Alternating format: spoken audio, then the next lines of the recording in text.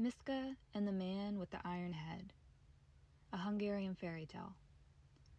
Once upon a time, there lived in a little hut in Hungary a very poor family, and when the oldest son was just grown to be a big lad, the father said to him one day, "Miska, my son, thou art now grown, almost to manhood, and we are so poor that I can feed thee no longer. The time has come when thou must go forth into the world and find employment. Go, son, and God will keep thee." So Miska put a piece of bread in his knapsack, took his stout walking stick, kissed his mother, father, and sisters, and set forth into the world. He wandered through 7 times 7 countries, till all at once he met a very old man with a very long beard. "God give thee good day, my grandfather," he said to the old man with reverence. "To thee also, my son," said the man. "Where art thou going, and what dost thou seek?" "I'm going out into the world to seek a job," said the lad. "Then come and serve me," said the man, "for I am in need of a servant. True, I can't pay thee much, but serve me for a year, and I will give thee something." Now Miska was glad to find work, so he went home with the old man, agreeing to accept for his services whatever the old man would pay. For a year he served his master obediently and faithfully, and as he was a clever lad, industrious and honest, his master was well content. But when the year was up and Miska was dismissed, the old man gave him his blessing and nothing more for his labor except a little nut. Very sad at heart, the lad started out toward home. His family were so poor. They needed so much in their hut, and here, for all year's work, he was bringing home nothing at all, save a nut. He walked and he walked and he walked, till at last he became so hungry that he decided to eat his nut. "So much paltry pay as this means naught to my family," he said, and with that he cracked the nut. But look what happened then. Out of the nut there came running many tiny horses, and many tiny cattle, and many tiny sheep. And when they touched the ground, these animals grew and grew until they were the size of ordinary horses, ordinary cattle, and ordinary sheep. Miska's heart leapt for joy. What a treasure he had now! But in another moment, those animals ran away, scattering over the plain. He could not keep them together, and he saw they would all be lost. So he sat down on his fur coat and bowed his head for grief. But all at once, there appeared, with a mighty clashing and clanking, a very giant of a man, whose head was made of iron. And the Iron Man said, "What ails thee?" And Miska replied, "Good sir, how can I help but be sad when I worked a year for a nut and have no more sense than to crack that nut just now? I found all these animals here came springing out of the nut, and they are so many in number that I cannot drive them home." "A hard task, truly," said the man, "but I have an offer to make thee. I will drive all these animals back into the nutshell, even to the last lamb, if thou wilt agree not to marry. Or in case thou dost marry, thou shalt promise me that I may cut thee to mincemeat and drive thy flesh for tobacco to smoke up in my pipe." Well, what could the poor lad do? He wasn't at that moment thinking much of girls, and he wanted, beyond aught else, to drive those flocks and herds back to his needy family. So he gave his word and agreed. Then the man with the iron head whistled 3 times very loudly, and he lifted his great whip, which was such an one as horse herds use on the far-stretching plains of Hungary, and he cracked it 3 times in the air. And lo, all those vast herds of horses, of vanishing cows, and sheep came running from all directions. They began to grow smaller and smaller until each tiny animal was scarcely bigger than a pinhead. Then they crept back into the nutshell, crowding over each other, even to the last lamb. And when they were all inside, the nutshell closed again, and there was the treasure safe. So Miska shouted for joy, and he took the nut in his hand and continued his way homeward. Reaching the little hut where all his poor family lived, he cracked the nut on the doorstep, and out sprang, in a moment, all those beautiful animals. Well, the poor man and his wife and all their daughters cheered, and they rounded the animals up and got some young herdsmen to tend to them. They took Miska into the hut and made much of the lad, and they listened while he told them all that happened in the year. Then they sold some of the animals and bought themselves fields and vineyards until they became in time the richest farmers in 7 counties. And they took good care of the beasts, and they took good care of the farm, and all of them worked and prospered. But then it chanced one day that the farmer said to his son, "Miska, the time has come for thee to raise a family of thine own, and I have already selected a worthy lass for thee to marry." Then the heart of Miska was sad, for now he wished to marry, and he said, "Father, thou knowest that I cannot marry unless I am ready to die, for the iron-headed man will come and cut me into mincemeat and dry my flesh for tobacco. Thou knowest I cannot marry." But the father only laughed. The iron-headed man was joking. Moreover, it is certain he does not live in these parts, and will never hear of thy wedding. In case he should appear, which is really not at all probable, I will prepare a racehorse, ready with saddle and bridle, so thou canst leap on his back and gallop away in a twinkling. Well, they laid their plans for a wedding with a mighty baking of cakes, with sewing on bridal garments, and many grand preparations.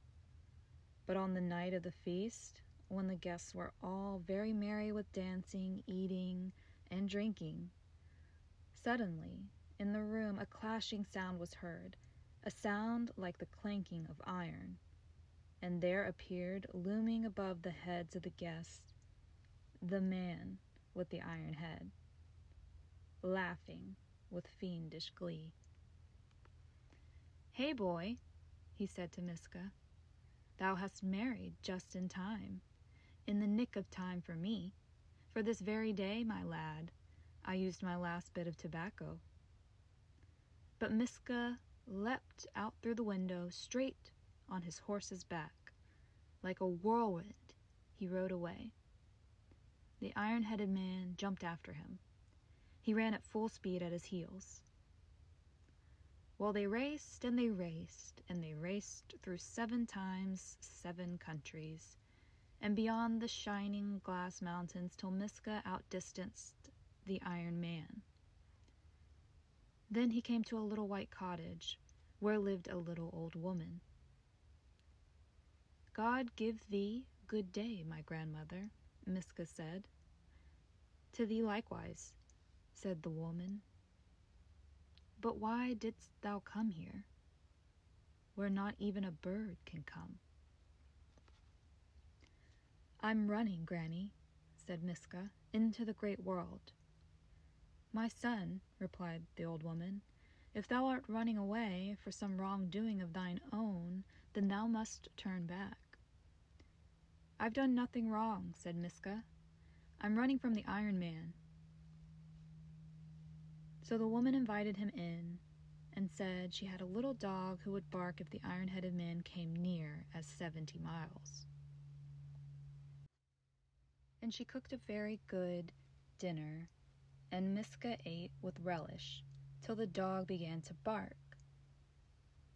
Then the woman hurried him off, but she gave him, before he went, a kerchief of many colors and a little twisted cake, both of which gifts she bade him keep with very great care, as they would one day serve him well. Then Miska thanked the old woman, and once again raced forth through 7 times 7 countries, and over other glass mountains, till he came to another white cottage, where lived another old woman. And he greeted her politely, as he had greeted the other, and the old woman asked him in and cooked him a very good meal, and he stayed till her little dog barked, when this old woman too gave him a twisted cake and a kerchief of many colors, and hurried him off on his way. And he raced as swift as the wind through 7 times 7 countries and over other glass mountains, till he came to another house where lived another old woman, and he greeted her politely, and the old woman asked him in, and he stayed till her little dog barked, when this old woman too gave him a cake and a kerchief and hurried him off on his way. But before he went, she said, "For 7 days ride toward the sunset. With the next day's dawn thou wilt see a wall of endless fire. Beat that fire with thy kerchiefs, and a passage will be opened for thee. Then, as thou ridest through, cast the 3 twisted cakes backward over thy head, and see what will come to pass." So Miska thanked the old woman and rode away like the wind, and by he saw before him a mighty sheet of fire rising straight up to the sky. He beat the flames 3 times with the kerchiefs that had been given him. A passage opened at once, and he rode in safety through, though there towered on either side of him great flaming walls of fire. And as he rode, he cast the 3 cakes backward over his head. Lo, they became in a moment 3 enormous dogs. And the first dog yelped, "My name's Goodeer. I can hear a blade of grass growing at a distance of 70 miles. And the second dog yelped, "My name's Ironstrong, for I am as strong as iron." And the third dog yelped, "My name's Waymuch. I can press hard rock into dust merely by force of my weight." And the dogs ran along after Miska. But now as he passed through the flames, the iron-headed man came raging straight to the edge of the fire. The passage closed in a twinkling before his very nose. Then the Iron Man shouted with wrath, "Do not rejoice, thou rascal! One of these days I'll catch thee, and thou shalt end as the smoke and ashes in my pipe." And he settled down to wait before the wall of flames till a passage should open for him. But Miska now found himself in a very beautiful land, lovely and green as a garden, and embroidered with bright-colored flowers.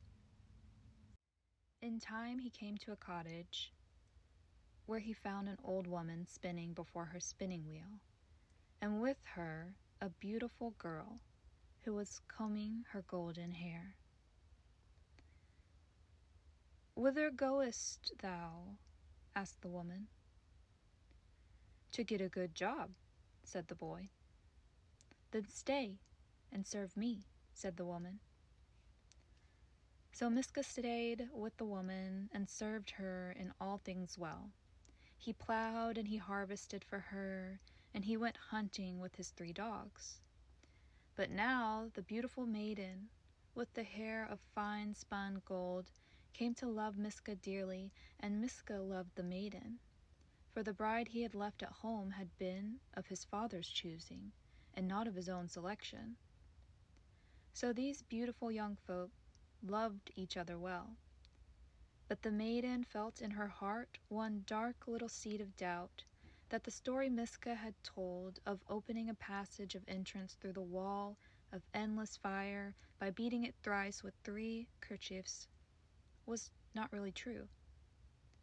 And the dark little seed of doubt kept growing and growing and growing till all her soul was dark. And she resolved in secret to test the magic qualities of the kerchiefs of many colors. So one day while the boy was working far off in a field, she went to the endless fire, and she beat it thrice with the kerchiefs. Then lo, the passage opened, and the terrible iron-headed man, who had been lying in wait these days and days and days, came rushing through at full speed, raging and clashing and clanking. Seeing so dreadful a figure, the maiden ran off in fear. And now who comes home but Miska, bringing his 3 dogs with him, and suspecting nothing at all. Watching him come, the Iron Man hid behind a tree. There he waited to catch the boy, without his protecting dogs. Well, Miska came whistling along, locked his dogs in the stable, and went to look for the girl. Then out sprang the iron-headed man, clashing and clanking and raging. In a twinkling, Miska beheld him, and made for the nearest tree, climbing in no time at all up to its highest branches. But the iron-headed man below laughed in an ugly way and cried, "Thou cunning pup! Now I've caught thee, I have." Miska bethought him quickly what to do in this case. Quietly he whispered the names of his 3 dogs, keeping his voice so low that the man beneath did not hear him. But Goodyear heard him at once and said to the other dogs, "Our master is in danger." So Ironstrong rose in his strength and kicked the stable to bits, and out flew the dogs in a hurry. Waymuch jumped on the Iron Man and pressed him out flat as a disc. Ironstrong picked him up and tossed him so high in the air that he did not fall back for a week. And then he was only dust. Well, that was the end of the Iron Man. But now, what was Miska to do? He felt that he must return to the family and bride he had left, and yet how he loved the maiden with her hair of fine-spun gold. His heart was heavy within him, and her heart was heavy too, and much she reproached herself for doubting her young lover and letting the Iron Man in. But what could the poor things do? She gave the boy a ring and wept and wished him Godspeed. And Miska was soon on his way back to his family and bride. As he left the endless fire, the 3 trusty dogs turned again into 3 twisted cakes. Miska picked them up and returned them to the old women, together with the kerchiefs, and he thanked them for all their help. Thus he came again to the farm. His parents and his sisters all received him with joy, but his heart was heavy within him for loss of the beautiful girl. Yet when he asked for the lass his father had chosen as bride, his parents hung their heads. We all thought thee dead, they said, and thy bride has married a lad who lives in a neighboring village. They are very happy together. Well, that was no bad news for Miska. He might very well have rejoiced, but still he could feel only sadness. For how now could he get back through the wall of endless fire to the lovely golden-haired maiden? As he thought of her with longing, he twisted the ring on his finger, wishing with all his heart that he could see her at once.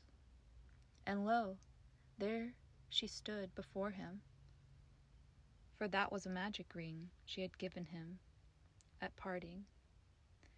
Blushing and smiling for joy, the golden-haired maiden stood before him, and they were married next day, and the other bride danced at the wedding, and they all lived happily ever after.